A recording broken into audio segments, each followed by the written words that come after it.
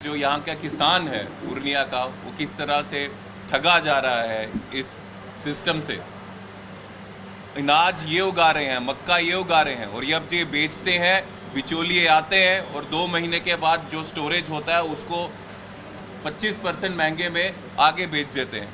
तो ये 1 साल में जितना कमाते हैं वो सिर्फ 2 महीने में उस इनकी कमाई को, इनका जो अनाज है उसको स्टोर करके 25% का मुनाफा लेके जा रहे हैं।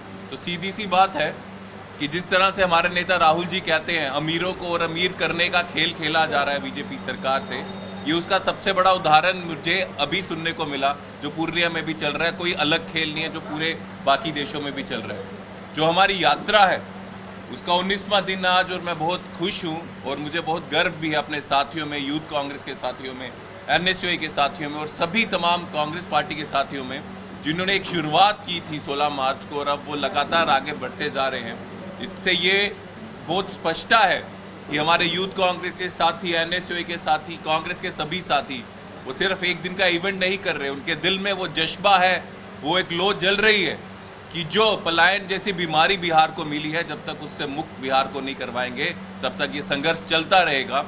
और जो जोश अपने साथियों को देखकर मुझे बहुत खुशी है। हमारे साथ कन्हैया जी लगातार इस यात्रा में चल रहे हैं, इनके कारण यात्रा को बहुत ज़्यादा शक्ति भी मिल रही है, उसमें कोई दो राय नहीं है। और मुझे खुशी है कि वो लगातार यात्रा में भाग लेकर यात्रा को और मजबूत कर रहे हैं। मैं इनका भी बहुत बहुत धन्यवाद करता हूँ। गर्व है हमें ऐसे नेताओं में, ऐसे युवा नेताओं में जो अपने लोगों के लिए, क्योंकि बिहार से हैं और बिहार के लोगों के लिए लगातार चल रहे हैं, चाहे धूप हो गर्मी हो, लेकिन कुछ ना देखकर। हम हो सकता है काफ़ी दिन नहीं आए, कोई और हो सकता है काफ़ी दिन नहीं आए हो, लेकिन ये लगातार, मुझे नहीं लगता एक भी दिन ऐसा नहीं रहा जिसमें ये नहीं रहे। तो बहुत अच्छा लग रहा है। और एक बात बिहार के लोगों को ये कह दें कि चाहे कन्हैया जी हो, यूथ कांग्रेस हो, NSUI हो, कांग्रेस पार्टी हो, हम सब के लिए एक ही संघर्ष है कि पलायन जैसी बीमारियों को कैसे भगाना है, यहाँ पे शिक्षा कैसे बेहतर हो, स्वास्थ्य कैसे बेहतर हो, रोजगार कैसे आए, ये मेन चिंता का विषय है। बाकी जिस तरह से सालों से जात पात में बांटकर बिहार के साथ खेल खेला जा रहा है, वो इस बार नहीं हो। लोगों को जागरूक भी करना है और बिहार में बदलाव भी लाना है, यही मेरा संदेश है। धन्यवाद। चाहिए पत्रकार साथियों, हम तो आपसे बात करते रहते हैं। आज की प्रेस वार्ता का हाईलाइट ये है कि हमारे बीच मक्का उगाने वाले किसान मौजूद हैं। अलग अलग मौसम में दूसरे फसलों की भी खेती करते हैं, लेकिन मुख्यतः जो मक्का से जुड़ी हुई समस्या है उन्होंने यहाँ पे रखी है। बाकी हमारे तमाम नेता यहाँ मौजूद हैं। हमारे बिहार के प्रदेश अध्यक्ष यूथ कांग्रेस के राष्ट्रीय अध्यक्ष जी तौकीर भाई, जिला अध्यक्ष, और हमारी पार्टी के जिला अध्यक्ष, और भी कई साथी हैं यहाँ पर। लेकिन यात्रा में अमूमन हम लोग ये करते हैं कि यात्रा जहाँ जहाँ जिस जिस ज़िले में पहुँचती है उस ज़िले का जो स्थानीय मुद्दा है और उससे जो प्रभावित व्यक्ति या वर्ग है उसके किसी एक प्रतिनिधि को बुला करके इस प्रेस वार्ता के माध्यम से उस मुद्दे को आपके बीच में रखा जाता है, ताकि सरकार तक यह आवाज़ पहुँचे, जनता तक जो है जागरूकता पहुँचे। और यात्रा की जो भावना है, यात्रा का जो उद्देश्य है कि यह यात्रा मंच बने जन संघर्षों का और जन समस्याओं का निदान इसके माध्यम से हो सके। इसीलिए हमने बार बार कहा कि ये यात्रा एक व्यक्ति की यात्रा, ये एक दल की यात्रा नहीं है, बल्कि बिहार के अंदर जो समस्याएं हैं उनसे जो परिवर्तन चाहते हैं, इस परिवर्तन का माध्यम यह यात्रा बने।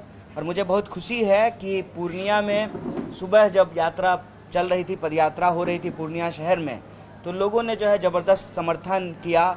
और यात्रा के दौरान जब हम लोग आगे बढ़ रहे थे तो कुछ और सवाल स्थानीय लोग आकर के बताए। बड़े पैमाने पे यहाँ पे कोचिंग है, कोचिंग में लोग जो है विभिन्न चीज़ों की तैयारी करते हैं। तो यहाँ के नौजवानों ने आकर के बताया कि डोमिसाइल से बिहार के नौजवानों को बहुत परेशानी हो रही है। हमारी हालत ये है कि ना घर के ना घाट के, बाहर जाते हैं तो बिहारी कह करके अपमानित किया जाता है और अपने राज्य में बिहारी होने का कोई लाभ नहीं मिलता है। तो डोमिसाइल की समस्या लोगों ने बताई कि यहाँ पर बिहार में डोमिसाइल लागू होना चाहिए। दूसरा जो एक गंभीर विषय, हालांकि ये विषय सिर्फ पूर्णिया में नहीं है, जब से हम चंपारण से चलना शुरू किए हैं और ख़ास करके जब सीमांचल कोसी क्षेत्र में पहुँचे हैं तो सूखे ड्रग्स की समस्या जो है बड़े पैमाने पे लोगों ने उठाई।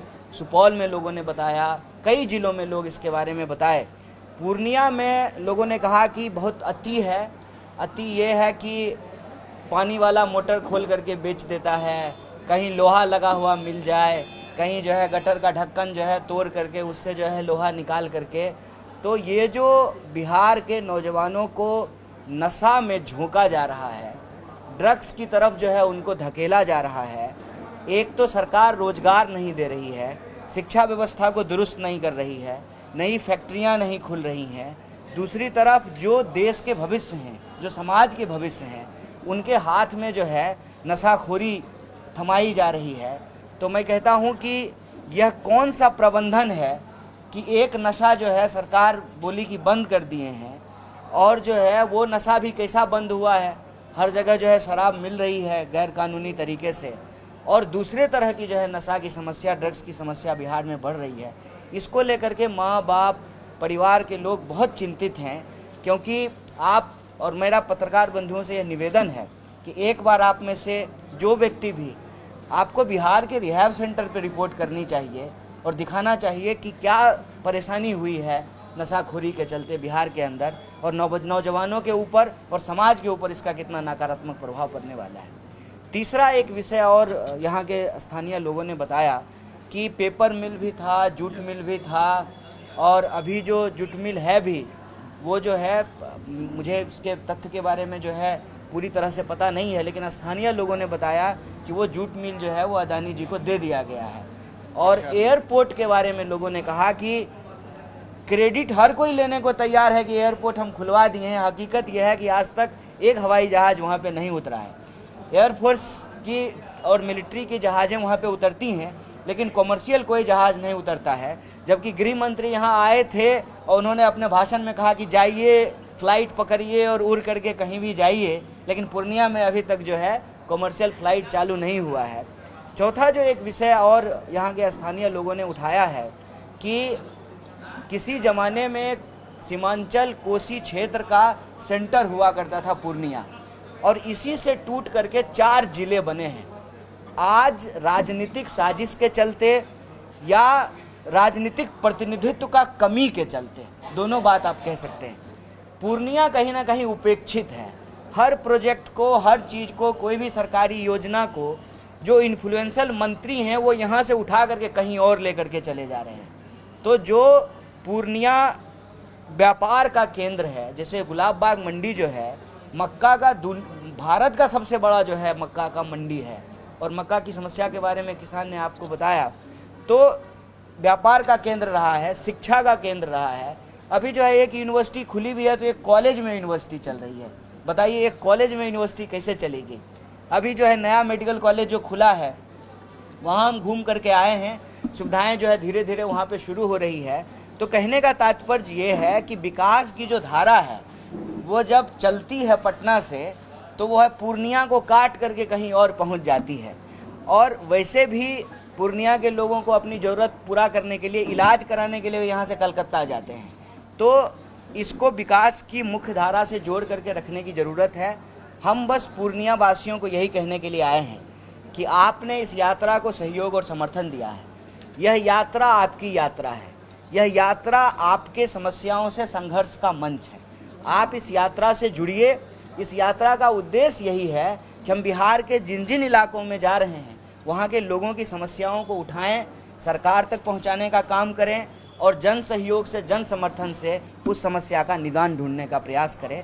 यही कुछ मुद्दे थे यहाँ के स्थानीय, और जो ओवरऑल बिहार की जो समस्या है पलायन की, उस पलायन का कारण जो है, उस कारण को समाप्त करके ही बिहार तरक्की की ओर आगे बढ़ सकता है। पलायन का कारण शिक्षा की कमी, पलायन का कारण रोजगार की कमी, पलायन का कारण स्वास्थ्य व्यवस्थाओं की कमी, पलायन का कारण इंफ्रास्ट्रक्चर की कमी, कानून व्यवस्था की कमी। अगर ये 5 चीज़ दुरुस्त कर दिया जाए तो कोई अपना घर बार छोड़ करके बाहर नहीं जाना चाहता है। इसीलिए यह यात्रा का जो संकल्प है पलायन रोकने का है। पलायन रोकने का संकल्प इसलिए है कि पलायन रोकने के लिए जो आप निदान करेंगे उससे बिहार की तरक्की अपने आप हो जाएगी, और बिहार पिछड़े राज्यों की श्रेणी में ना रह करके बिहार देश के अव्वल राज्यों की श्रेणी में पहुंचेगा। यही इस यात्रा की भावना है, यही इस यात्रा का संकल्प है। बहुत बहुत धन्यवाद।